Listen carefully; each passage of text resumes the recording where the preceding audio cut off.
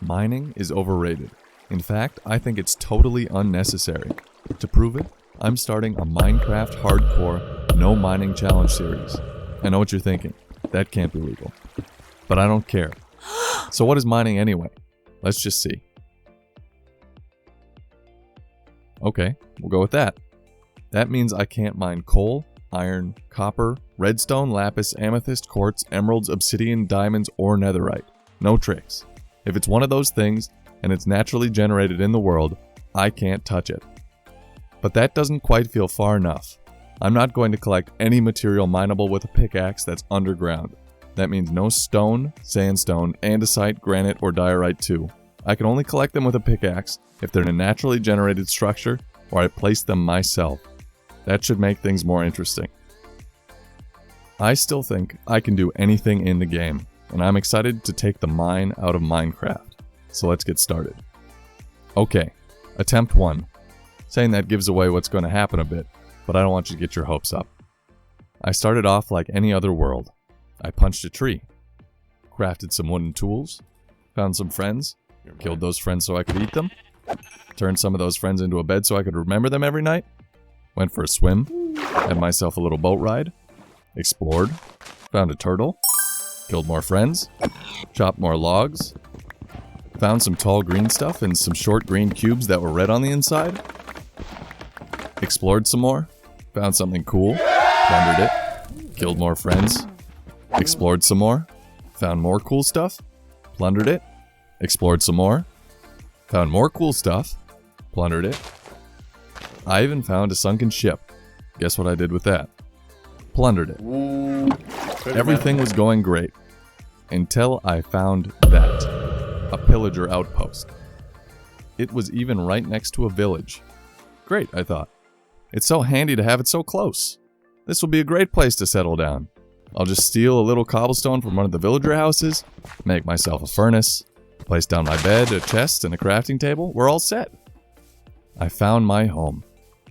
But then everything changed when the Fire Nation attacked. I never saw it coming. My defense was pathetic. See what I did there?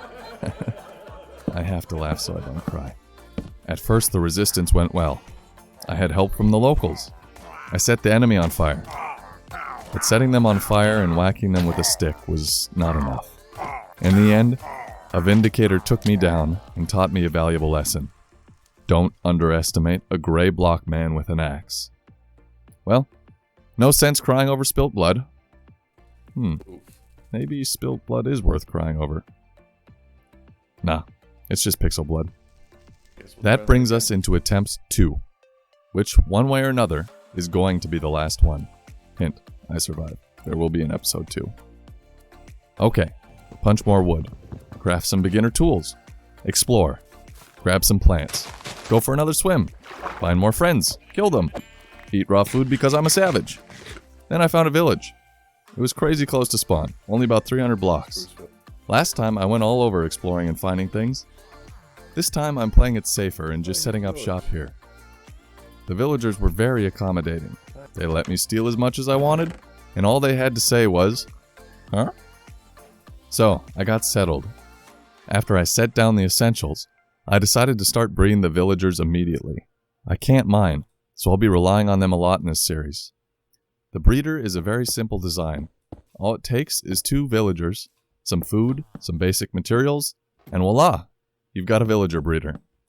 The best part is, because the design incorporates beds, it's super easy to trap the villagers. All you have to do is make a staircase and wait for night. I didn't have enough wool to finish the breeder though, so I had to go find some sheep. Now, naturally, going that long without killing an animal got my bloodlust pretty high, so I was happy for the break. I found some other friends before the sheep though. Probably should have trapped them instead of killing them. Oh well, that's a problem for later. I finished the breeder, broke all the beds in the village, and waited for nighttime. The villagers did exactly as I expected, and they went right where I wanted them. Anyway, I totally forgot that I needed to feed them if they're gonna make babies, and I don't have any food. Better get to farming. But I can't mine, so I don't have any iron, so I don't have a bucket, so I can't place water. But we persevere. Luckily, There was a little villager farm right next to me. It just wasn't big enough though. A little work later, and I don't have enough seeds to fill it. I guess I'll just have to wait. It's good because I need to go do some other things. I need some animals. So I cleared some land, put up some fences, and lured some new friends to their permanent imprisonment. The sheep were easy. Cows, not so much. Remember that cow I killed earlier? Probably shouldn't have done that. Oh well. I just grabbed one to start with. Get another one later. Then it was back to a little farming, and on to some villager kidnapping. Using some boats and the staircase I made earlier, I rowed my kidnapping boats all the way home. I couldn't leave them in boats forever though, so I made about 20 different designs for villager enclosures.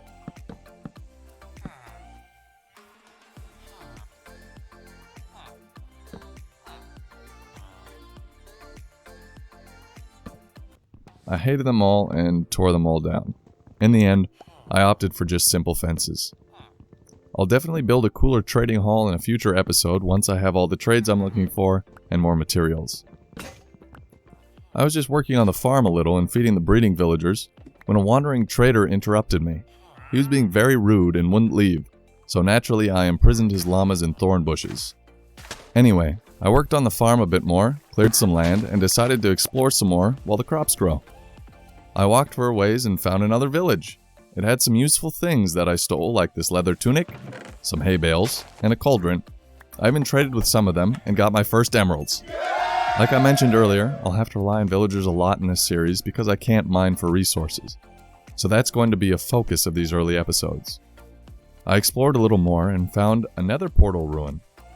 It didn't have much in the way of loot, just an axe and some armor and some other stuff. So I took my loot home.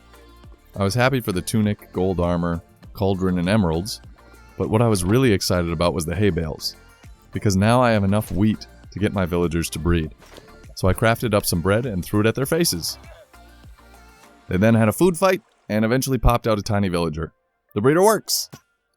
Now I'll have all the trading partners I need! Woo! It's super easy to get the villagers out of the breeding chamber. All you do is place down a boat and they jump right in. Then you just row them over to their new home, and you're good to go. Well, while the villagers were breeding some more, I decided to clear some land using these enchanted gold axes I found. Unfortunately, they quickly broke and I wasn't about to clear all these trees with a peasant wood axe, so naturally, I started a forest fire. Some people just like to watch the world burn.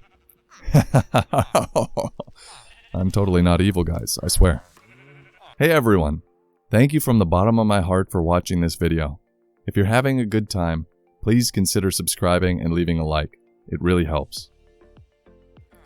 Anyway, the forest fire cleared the land pretty well. I went back over to the breeder because I saw another baby, and while I was trying to get him in a boat, that llama called me a terrible name. It sounded just like a regular llama noise, but I know what it really meant. So he had to go. After freeing him from his thorny cage, in a manner of speaking, I went back to burning down the forest. Don't judge me. And lo and behold, I found a cow. So I used the leads the wandering trader dropped and took him home. Turns out there were actually quite a few cows. Didn't really need to worry about that. There's another reason I burned down the forest. I needed space for a house. So after the forest was clear and I gathered some resources, I started on the first real build of the series. I had no idea how I wanted it to look. I just knew I needed a place to store my loot and a warm, cozy place to sleep at night. I was tired of sleeping outside, so I got to work. I was a bit limited in my materials, but I decided the stripped birch logs and oak planks make for a nice combination. I didn't have a definite shape or design in mind, I just came up with it as I went. After some tinkering and failing to place logs in the right orientation, I finally had a bare bones layout. Then it was windows, chopping more logs for the entrance and floors, figuring out the decoration style on the front, and then onto the roof.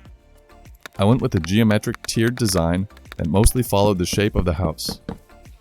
While I was working on the roof, I also put some texture on the outside of the house. You know, to make it feel more like home. I think the windows are framed really nicely. It might be my favorite part. Then, just a few stairs here and there to make it feel complete. I finished up the roof and ended it with a nice skylight. I'm all about that natural light. and all that was left was the floor to complete the structure of the building. For that, I just went with some spruce planks to tie in the stripped logs in the entrance. After the floor was in, the only thing I needed to do was decorate and move in. For the bedroom, California King of course, I've been sleeping outside too long not to treat myself. Then I worked on some more decoration. Getting the windows to look just right took a few tries. But that's how building in Minecraft goes. I finally got them how I wanted them. Then I moved in the rest of my stuff and finished decorating. I think it looks really good for a first house.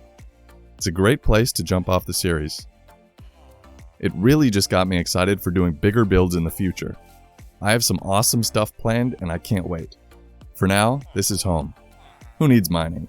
See you in episode 2. For all you awesome people who made it to the end of the video, I have a question. What is your favorite wood in Minecraft? Mine is spruce. Let me know your answer in the comments. Thanks for watching.